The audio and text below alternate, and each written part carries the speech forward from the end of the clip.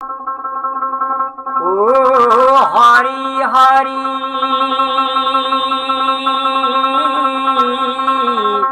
ইৰিশিৰ হাপে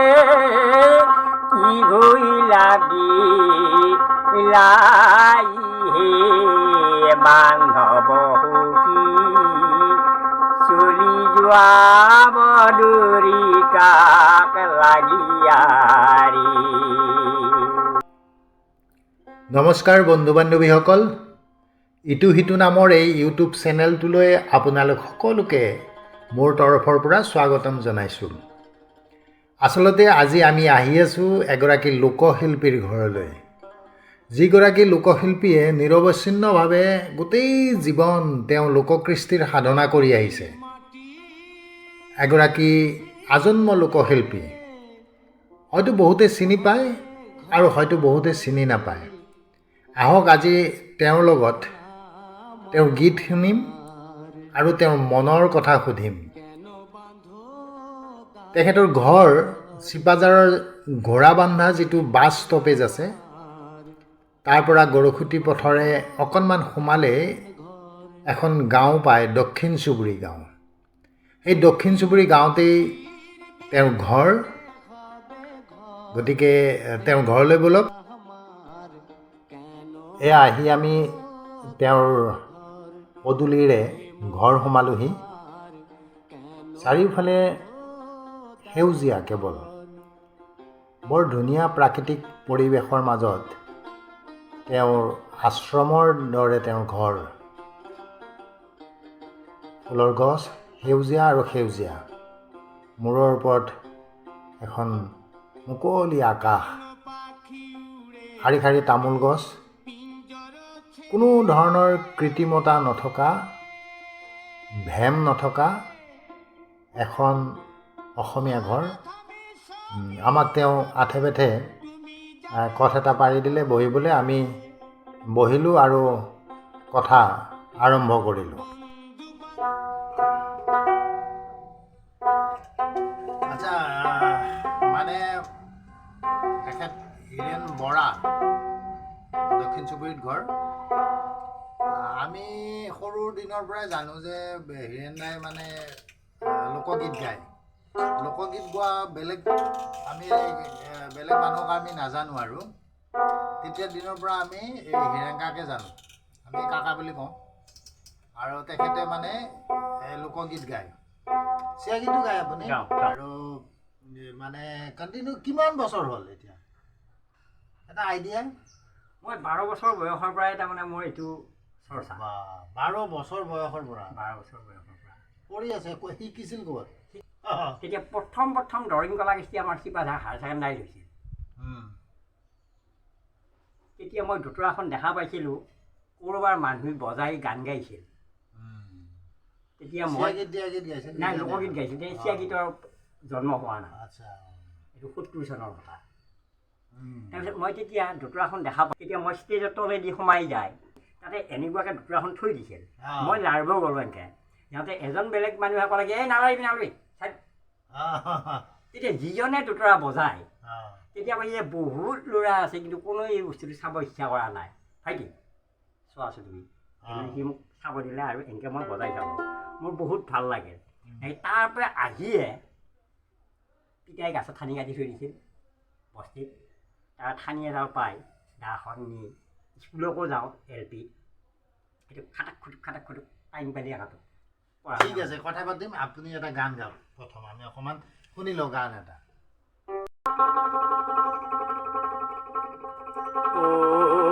কোন পন্থে আহিলায়ো মোৰ হৰি, জতিয়াৰ সেৱালে ও মোৰ হৰি, কি নামে চলাই চৰ ও ভকত বনমালিও মোৰ হৰি, জতিয়াৰ সেৱালে ও মোৰ হৰি, কি নামে চলাই চৰ কি নামে চলাই চৰ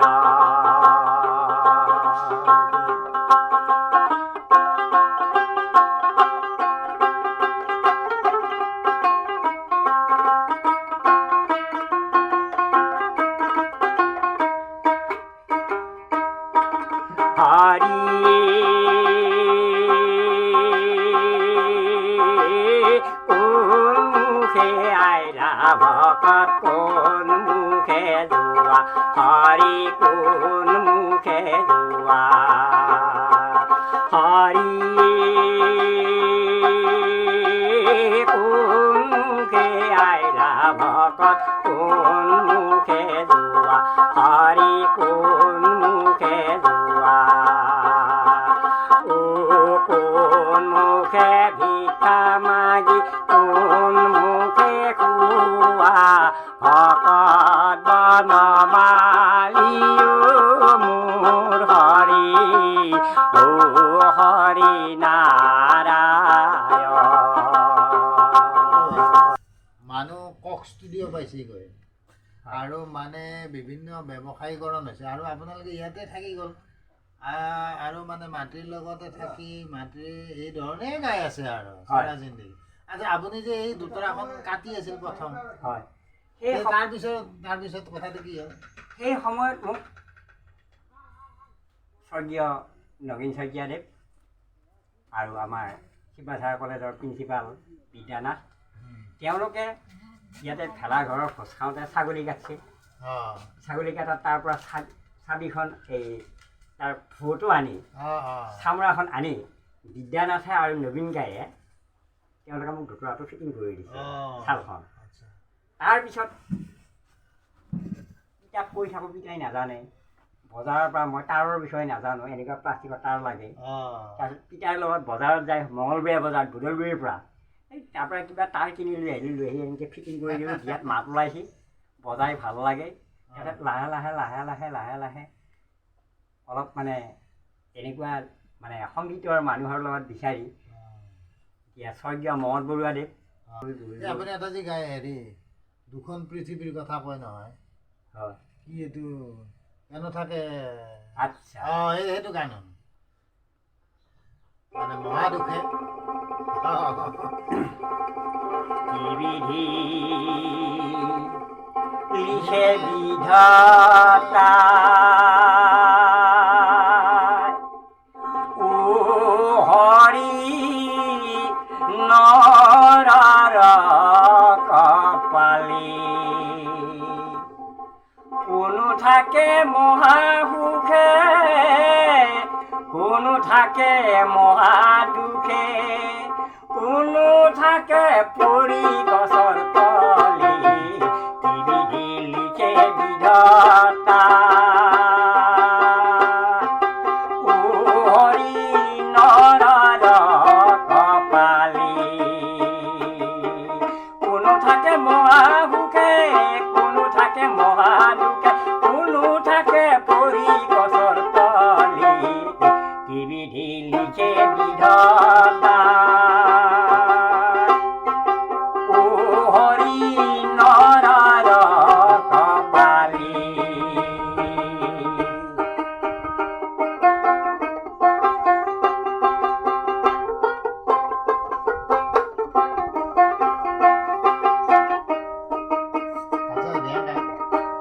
দুখন সমাজ আছে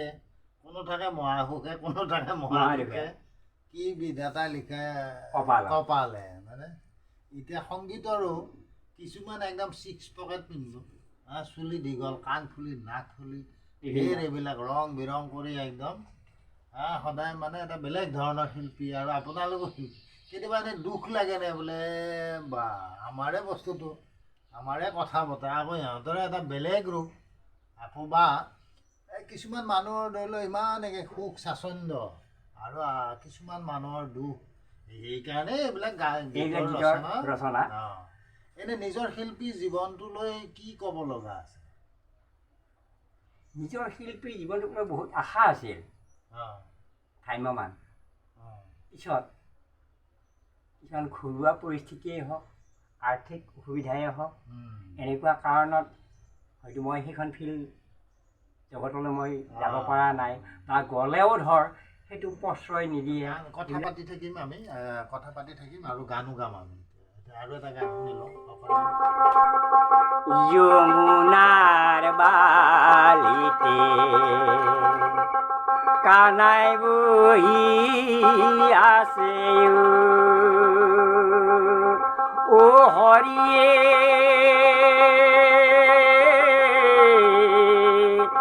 মাথাটো মুকলি চুলি সিপাৰৰে পৰাই ৰাধাই ডাক দিলা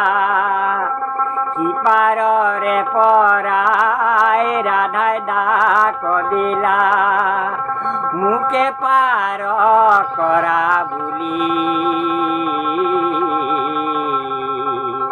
মোকে পাৰ কৰা বুলি যমুনাৰ বালিতে কানাই বহি আছে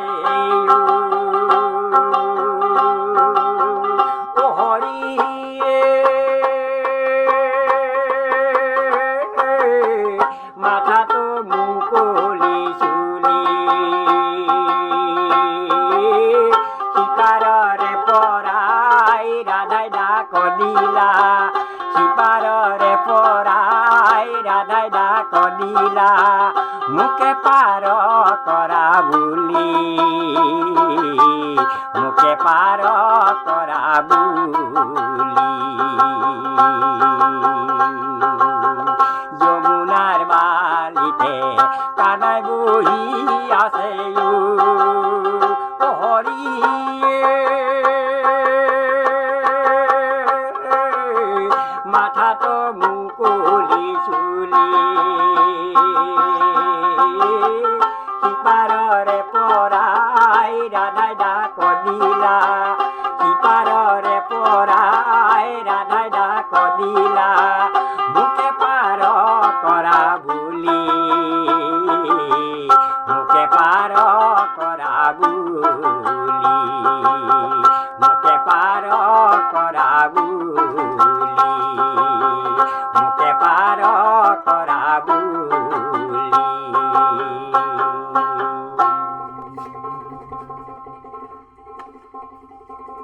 ও হৰি হৰি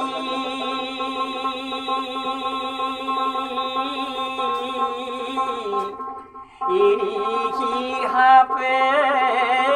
কি ভইলা লাই বান্ধৱ সুখী চলি যোৱা বদৰি কাক লাগিয়াৰি উদ্ধৱ সখীয়াৰি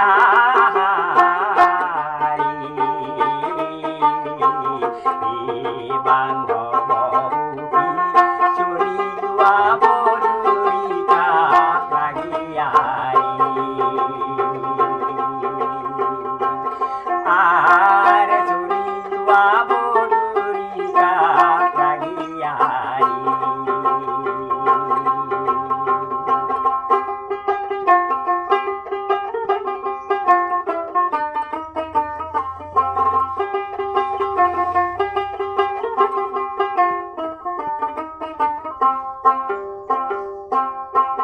আহাৰ মুখ লাগি নকৰা কন্দন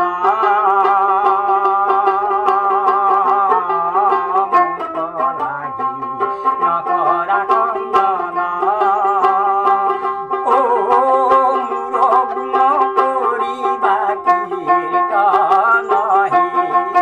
বান্ধৱ সুখী চলি যোৱা বদৰি কাক লাগিয়াৰি গৃহস্থী সংসাৰ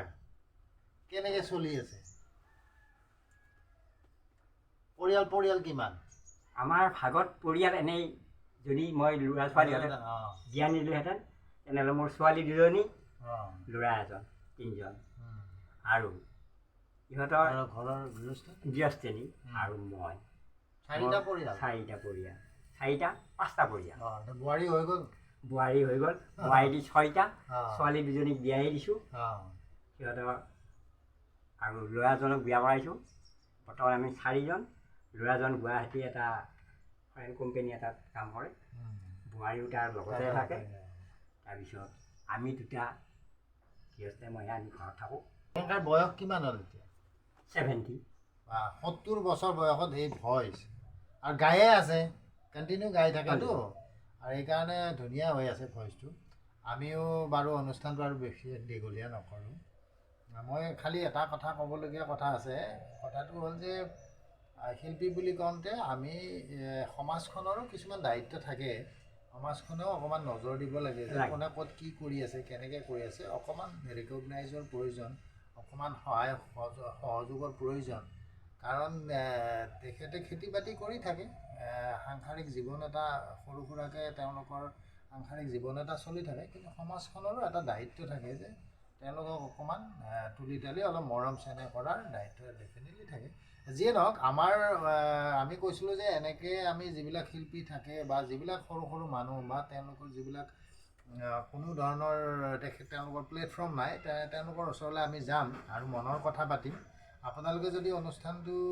চাই আছে ভাল পায় তে এওঁলোকক আৰু যাতে মানুহৰ ওচৰলৈ যায় সেইকাৰণে আমাৰ যিটো চেনেল আছে এই চেনেলটো ছাবস্ক্ৰাইব কৰিব আৰু এই গোটেই ভিডিঅ'টো আপোনালোকে শ্বেয়াৰ কৰি দিব বেলেগ বেলেগ মানুহেও পাওক কাৰণ টিভিতটো এওঁলোকক নামাতে টিভিত আৰু যাবলৈ এওঁলোকৰ সেই ধৰণৰ কমিউনিকেশ্যন নাই গতিকে আমাৰ এই আজি ছ'চিয়েল মিডিয়াৰ যুগত মানুহৰ বেছি মানুহৰ ওচৰলৈ তেওঁলোকৰ কণ্ঠটো বাগৰি বাগৰি গুচি যাওক এই আশা ৰাখিছোঁ আৰু মই পুনৰ কৈছোঁ যে আমাৰ চেনেলটো ছাবস্ক্ৰাইব কৰিব শ্বেয়াৰ কৰিব লাইক কৰিব আৰু কমেণ্টো কৰিব বহুতে কৈছে যে চাউণ্ডটো বেয়া ঠিকে চাউণ্ডটো এতিয়ালৈ ঠিক হোৱা নাই আমাৰ আমি অকণমান চেষ্টা কৰি আছোঁ চাউণ্ডটো ঠিক কৰাৰ কাৰণে হয়তো পৰৱৰ্তী আৰু 2-3টা ভিডিঅ'ৰ পিছত আমি চাউণ্ডটো ঠিক কৰি ল'ব পাৰিম আজি কি নহওক আজি এৰিছোঁ আকৌ এদিন আকৌ আমি ভালকৈ বহিম ন সেনেকৈ নিশ্চয় অঁ ভালকৈ বহি